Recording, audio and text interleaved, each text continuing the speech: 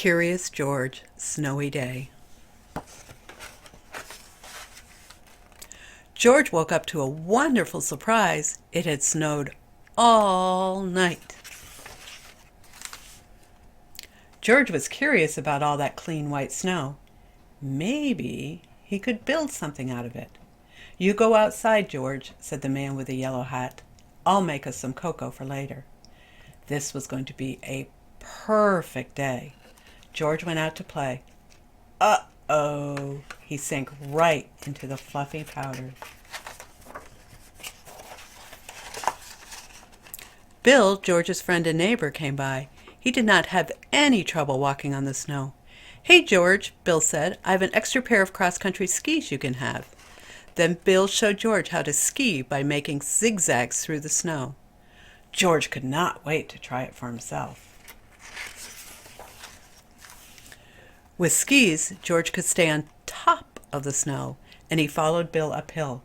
Suddenly they heard a noise. Oink, oink, oink, oink. Bill said, "I'm going to go find out what that is. You wait here."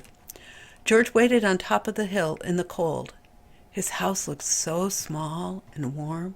George wanted to get home for his cocoa. Was Bill coming back?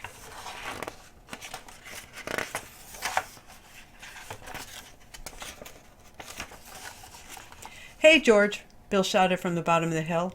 "I couldn't find whatever made that sound, but I have to head home now. Keep the skis and have fun."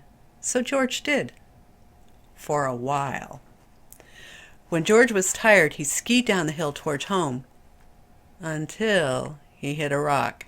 His skis flew off and George tumbled the rest of the way down.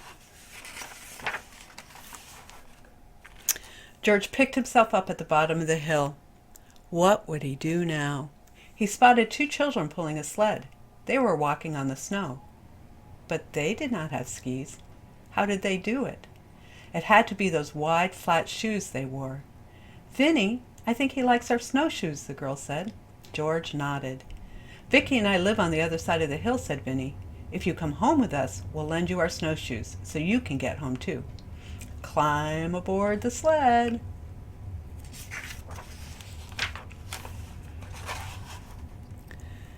It was fun to sail down another hill, but now George was even farther from his house.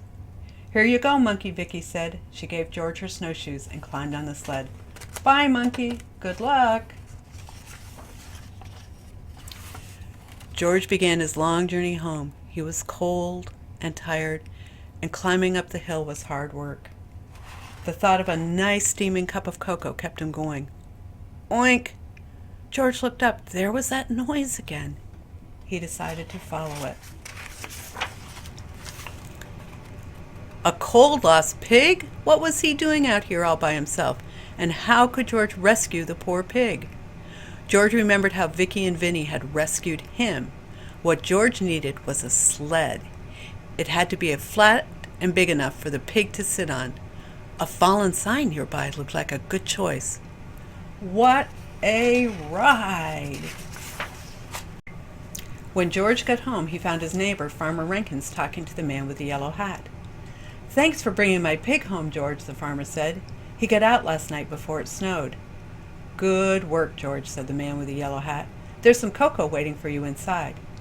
That was exactly what George had hoped to hear. Skiing, snowshoeing, sledding, and now cocoa. It had been the perfect snowy day.